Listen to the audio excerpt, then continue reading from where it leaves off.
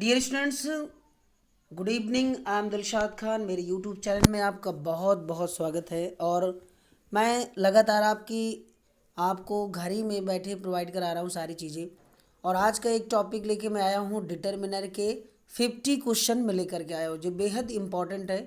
सारे एग्ज़ाम्स में एक्चुअली में होता क्या है, जो एग्ज़ाम वनडे एग्ज़ाम होता है और एमसीक्यू बेस होता है, उसके लिए बेहद ज़रूरी है। और ये वीडियो एक खास कर इसके लिए बनाया गया है कि इसमें सारी चीज़ें, सारे एमसीक्यू बेस के जितने भी बेसिकली सब कुछ मैं आपको समझाऊंगा और उससे जुड़ी हुई चीज़ें आपको बताऊंगा कि आंसर क्यों होगा।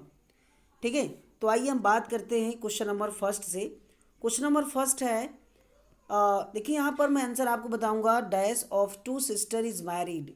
देखिए एवरी के बाद टू नहीं आता है ना, ईच के बाद ईच एक सिंगुलर होता है, एनी हो नहीं सकता, तो बोथ ऑफ है ना। ईच ऑफ भी होता है लेकिन एनी ऑफ होता है, लेकिन जो एवरी ऑफ तो होता ही नहीं। तो आप समझिए कि ईच नहीं हो सकता, ईच का मतलब प्रत्येक। अब यहाँ टू दिया, डिजिट दिया है, तो हम लगाएंगे both of two sister is married.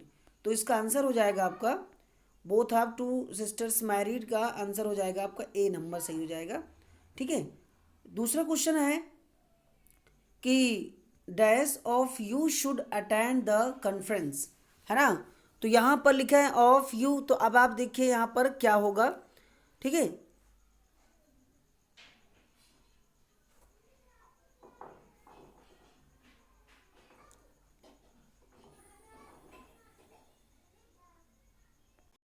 Sorry, यहाँ पर स्टूडेंट्स पहले वाले आंसर में आपका ईच भी हो सकता है, क्योंकि ईच अभी मैंने एनालिसिस किया है कि both of two sisters is married नहीं, ईच ऑफ यानी दोनों में से।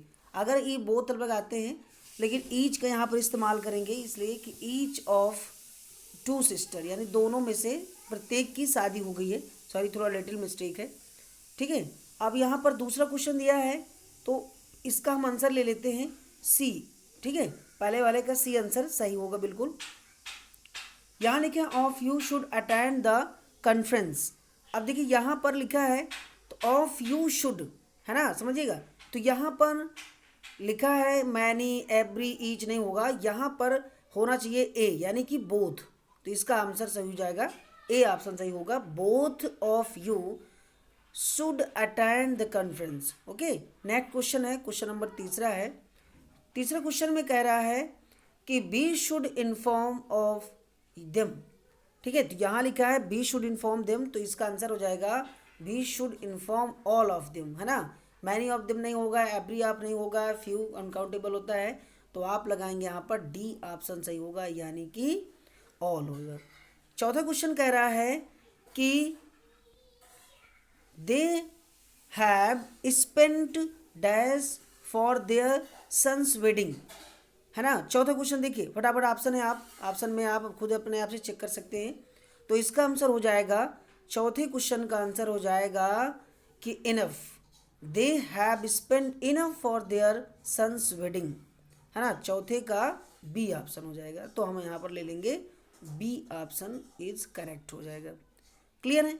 अब यहाँ देखिए लिखा है पांचों क्वेश्चन है of the candidates pass this exam. तो यहाँ पांचों में क्या होना चाहिए, देखिए ऑफ लगा है, तो अब आप समझिए फेवर ऑफ, आइदर ऑफ भी होता है, मोस्ट ऑफ होता है, लेकिन मोस्ट ऑफ के बाद अगर प्लूरल नाउन होता है तो आप यहाँ मोस्ट ऑफ लगाएंगे, तो यहाँ हो जाएगा मोस्ट ऑफ द कैंडिडेट्स पास, है ना। तो यहाँ क्या हो जाएगा, आपका ऑप्शन क्या हो जाएगा डी, यानी most of the candidates pass this exam. Question number 6 है of the deadlines is not met. अब यहाँ देखिए क्या होगा, 6 का आंसर अपने आप चूज करिए। तो यहाँ होगा of the dead line is made, तो यहाँ हो जाएगा नीदर ऑफ, क्या हो जाएगा नीदर, यानी कि ऑप्शन ए बिल्कुल सही होगा।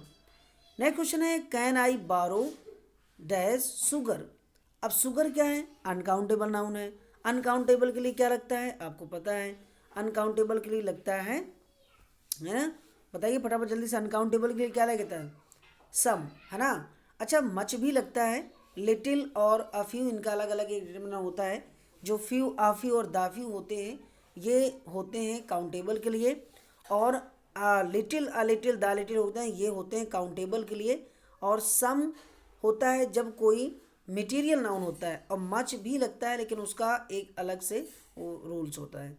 तो यहाँ पर ऑप्शन आपका 7 का सही हो जाएगा बी, यानी कि मच। कैन आई बारो कैन आई बारो सम शुगर, क्या मैं कुछ आपसे उधार ले सकती हूँ। ओके, अब यहाँ देखिए क्वेश्चन नंबर 8 है, with this you have lost chance that you had. तो with this you have lost, बताइए क्या होगा 8 नंबर में। तो यहाँ हो जाएगा, देखिए द लिटिल मैंने बताया था, अ लिटिल बताया था आपको, तो अ लिटिल द लिटिल दिया है, स्लाइड तो होगा नहीं, पहले काट लो उसको। तो with this you have lost chance, chance क्या है, चांस एक अनकाउंटेबल है, तो इनके हम लगा देंगे क्या, लिटिल। ओके, तो यहाँ पर ज़्यादातर के लिए बात कर रहा है 8 का, तो 8 का सही हो जाएगा सी, यानी 8 का हो जाएगा द लिटिल। क्लियर है। फिर यहाँ दिया हुआ है कि participants left the meeting in between. तो पार्टिसिपेंट लेफ्ट इन द क्या हो जाएगा, कुछ पार्टिसिपेंट्स हैं जो मीटिंग के बीच में क्या होते हैं, लेफ्ट हो जाते हैं, चले जाते हैं। तो 9 का क्या होगा, सेवरल हो जाएगा। तो यहाँ पर क्या हो जाएगा, हम several participants left the meeting in between. तो यहाँ ऑप्शन क्या सही हो जाएगा, ए ऑप्शन बिल्कुल सही हो जाएगा। नेक्स्ट है, it seems that they would need workers for the construction.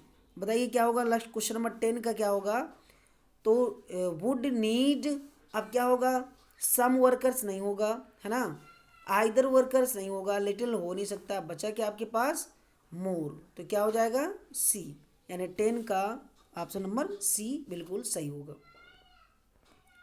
11, man that we saw turn out to be thief. Man क्या होगा 11th का, तो यहाँ हो जाएगा द मैन दैट। देखिए जब यहाँ पर देखिए क्लास बना दिया है, आदमी, दैट लगा यहाँ पर जो, तो यहाँ इसका 11 का आंसर सही हो जाएगा आपका द। क्या सही हो जाएगा, द, यानी ऑप्शन का नंबर बी सही हो जाएगा। 12 क्वेश्चन नंबर कहता है कि कैन हेल्प मी, क्या होगा, कैन हेल्प मी, है ना, क्या मेरी कोई मदद कर सकता है। तो मैन ही नहीं हो सकता, नोबडी नेगेटिव है, एवरीबडी सब कोई थोड़ा कर सकता है, कुछ लोग, क्या कोई मेरी मदद कर सकता है, तो इसका ऑप्शन सही हो जाएगा डी बिल्कुल सही हो जाएगा। क्वेश्चन नंबर 13, क्वेश्चन नंबर 13 है, we should work and take a break. 13 का ऑप्शन हो जाएगा क्या, लिटिल नहीं हो सकता, अ लिटिल नहीं हो सकता, मोर, मोर कंपेरेटिव डिग्री में लगता है, तो यहाँ मोर का कोई सवाल ही नहीं है। तो we should work less and take a break, थोड़ा काम करने के बाद हम क्या कर लें, तो यहाँ हो जाएगा ऑप्शन नंबर ए बिल्कुल सही हो जाएगा। सो डियर स्टूडेंट्स, अगर आपको मज़ा आ रही हो और आप अपने मन से कर रहे हो तो चैनल को लाइक ज़रूर कर दीजिएगा। और बहुत मज़ा आती है जब मोटिवेट मिलता है, आपके एक लाइक से बहुत मोटिवेट होता है। क्वेश्चन नंबर 14 है कि ही टोल्ड मी दैट, ये नरेशन का क्वेश्चन है, और नरेशन के बाद देखो टोल्ड तब हुआ करता है जब ही के ऑब्जेक्ट होता है, कोई अगर मी नहीं होता तो सिटी होता है। दैट कंजक्शन लगा है, blue was her favourite colour. अब तो यहाँ पर 14 का आंसर होना चाहिए नन ऑफ द एबव बिल्कुल होगा, क्योंकि यहाँ पर होना चाहिए कोई सब्जेक्टिव केस, तो सब्जेक्टिव केस है नहीं, दिस होता नहीं इनडायरेक्ट में कभी, द एक आर्टिकल, उससे कोई मतलब नहीं होता, तो बिल्कुल ऑप्शन सही होगा आपका क्या, डी सही होगा। क्लियर है। क्वेश्चन नंबर 15, क्वेश्चन नंबर 15 कह रहा है कि you can pick off two. अब आपके पास क्या है, you can pick up two मतलब होता है दो में से कोई चुनना, तो दो में से चुनने के लिए क्या लगा, आइदर और नाइदर नॉर, है ना, मोर और मैनी लगा नहीं सकते, सम से कोई मतलब नहीं है, तो हो जाएगा ऑप्शन नंबर सी, यानी कि बिल्कुल सही होगा। क्लियर है। यहाँ लिखा है दोज स्टूडेंट्स वर पनिश्ड। अब यहाँ पर ये बताना है कि कौन से स्टूडेंट्स हैं जो हुए। मच दोज कभी नहीं होता, आपने सुना होगा, मच के साथ दोज कभी नहीं सुना होगा। इनफ दोज नहीं होता, सम दोज नहीं होता, ऑल दोज यानी सारे, तो यहाँ ऑप्शन हो जाएगा 16 का ए सही हो जाएगा। 17 क्वेश्चन कह रहा है कि there is not cash left with us. There is not यानी कि जो कैश है वहाँ बिल्कुल भी नहीं बचा या छोड़ा गया है, तो यहाँ ऑप्शन क्या होगा, कैश क्या है, कैश क्या है, तो उसके अनुसार क्या लगेगा, some many more, no much लगेगा, क्या लगेगा, much. There is not much cash with us, है ना, कैस एक काउंटेबल नाउन में लिया जाता है। ओके, अब यहाँ देखते हैं 18 क्वेश्चन। 18 क्वेश्चन कह रहा है despite looking for her, despite looking for her, और फिर इसके बाद काम लगा I could not find her. 18 का फटाफट बताइए क्या होगा 18 का। तो 18 का यहाँ हो जाएगा डिस्पाइट के बावजूद होता है लुकिंग फॉर हर, यानी उसको इतना देखने के बावजूद भी एनीवेयर क्या होगा फटाफट बताइए, यानी एवरीवेयर, मैंने हर जगह उसको देखा। एवरीवेयर क्या हो जाएगा, एवरीवेयर, यानी कि despite looking for her everywhere, मैंने हर जगह उसको ढूंढा, आई कुड नॉट फाइंड, लेकिन मुझे मिली नहीं है। हर लगाए ना, तो यहाँ पर हम शी लगाएंगे। 19 कहना है कि वन ऑफ देम, देखिए वन ऑफ जब देम लगा हो तो आप बिल्कुल फ्रेजल वर्ड समझ जाइए। Every one of them no, many of them नहीं होता, मच ऑफ देम बिल्कुल नहीं, तो ईच ऑफ देम होगा। तो इसका आंसर बिल्कुल सही है, ईच ऑफ देम। तो 19 का ऑप्शन ए बिल्कुल सही हो जाएगा। क्लियर है। 20 क्वेश्चन है, सन इज अबाउट टू सेट, सूरज डूबने वाला है। सन क्या है बताइए फटाफट जल्द, सन क्या है, एक नेचुरल चीज़ है। और जितनी भी नेचुरल चीज़ें हों, नेचुरल चीज़ों के लिए हमेशा याद रखना, नेचुरल चीज़ों के लिए आर्टिकल हमेशा द लगाते हैं, याद रखना। और वो वोवेल्स के लिए अलग लगाते हैं, कंसोनेंट के लिए अलग होता है, लेकिन ये फिक्स होता है कि जब नेचुरल चीज़ें हों तो नेचुरल चीज़ों के लिए हमेशा आपको लगा देना है क्या, बताइए क्या लगाओगे, हमेशा द लगाओगे। तो सन क्या है, नेचुरल है, तो हम क्या लगा देंगे, द। क्लियर है। मुझे आशा है कि आपको बहुत अच्छे समझ में आ गया होगा। सो डियर स्टूडेंट्स, मुझे लगता है बस इतना ही आज के लिए, और कल के एपिसोड में मैं आपको फिर 20 क्वेश्चन कराऊंगा और उससे भी जुड़ी हुई सारी चीज़ें आपको एक्सप्रेस कराऊंगा मैं। सो आज के लिए बस इतना ही। चैनल को देखने के लिए बहुत बहुत शुक्रिया, धन्यवाद। Thanks a lot for you.